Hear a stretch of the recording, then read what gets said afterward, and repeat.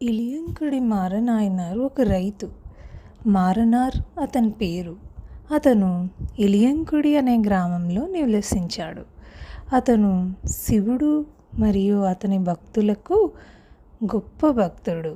వారికి సేవ చేయడంలో అతను గొప్ప ఆనందాన్ని పొందుతూ ఉండేవాడు. ఈ సాధనను మహేశ్వర పూజ అని పిలుస్తారు.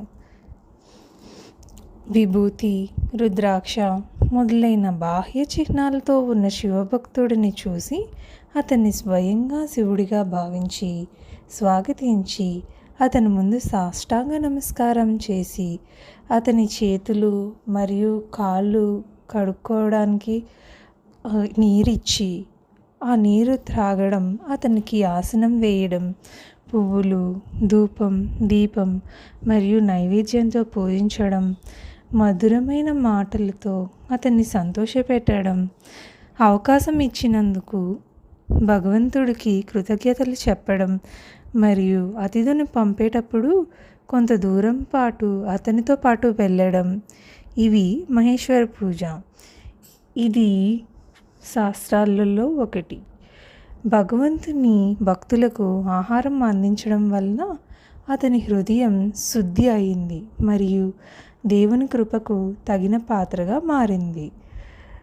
తిరువళ్ళూర్ కురల్లో చెప్పినట్లుగా తన అతిథిని ఆహ్లాదకరమైన ముఖంతో సత్కరించే వ్యక్తి ఇంట్లో అదృష్టం ఆనంద హృదయంతో నివసిస్తుంది. నాయనార్ ప్రపంచంలోని అన్ని సంపదలతో ఆశీర్వదించబడ్డాడు. కానీ ఆ సంపద భగవంతునికి చెందిందని తన భక్తుల ప్రయోజనం కోసం ఉపయోగించాలని ఆయన భావించాడు. నాయనార్ భక్తికి శివుడు ఎంతో సంతోషించాడు. తన భక్తుడు ఎంతటి దారుణమైన విపత్తునైనా ఎదుర్కొని తన సద్గుణంలో స్థిరంగా ఉండడాన్ని ప్రపంచానికి చూపించాలనుకున్నాడు.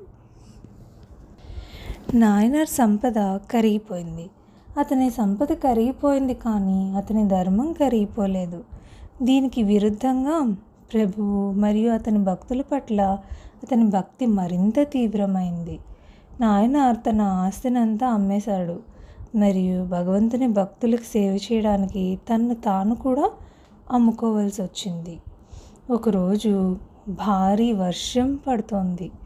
నాయనార్ మరియు అతని భార్య ఆకలితో అల్లమటిస్తున్నారు. వారికి సహాయం చేయడానికి ఎవ్వరూ ముందుకు రాలేదు. చివరికి అతను తలుపు గడియ వేసి నిద్రపోతున్నాడు. అప్పుడు తలుపు తట్టిన శబ్దం వినిపించింది మరియు దాన్ని తెరిచినప్పుడు ఇంటి ముందు వర్షంలో తడిసిపోయిన శివభక్తుడు నిలబడి ఉన్నాడు. నాయనార్ వెంటనే అతిథిని లోపలికి తీసుకెళ్ళి అతని శరీరాన్ని ఆరబెట్టి అతనికి ధరించడానికి కొత్త బట్టలు ఇచ్చాడు. స్వామి, కొంతసేపు విశ్రాంతి తీసుకోండి. మీ ఆకలి తీర్చడానికి మేము మీకు కొంత ఆహారం సిద్ధం చేస్తాము అని నాయనార్ తన భార్యతో తన కష్టాన్ని చెప్పుకున్నాడు. భగవంతుని భక్తుడికి నైవేద్యం పెట్టడానికి ఏమీ లేదు. కానీ భక్తిగల నాయనార్ ఇంటి వెనుక ప్రాంగణంలోకి వెళ్ళి ఆ రోజు విత్తిన ధాన్యపు గింజలను సేకరించవచ్చని సూచించింది అతని భార్య. నాయనార్ ఆ సూచనను అంగీకరించాడు.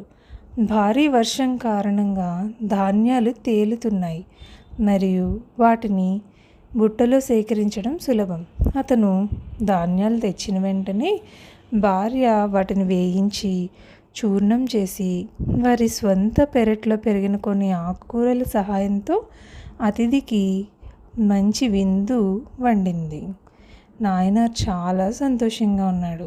అతిథిని మేల్కొల్పడానికి వెళ్ళినప్పుడు అతను అదృశ్యమయ్యాడని అతను కనుగొన్నాడు.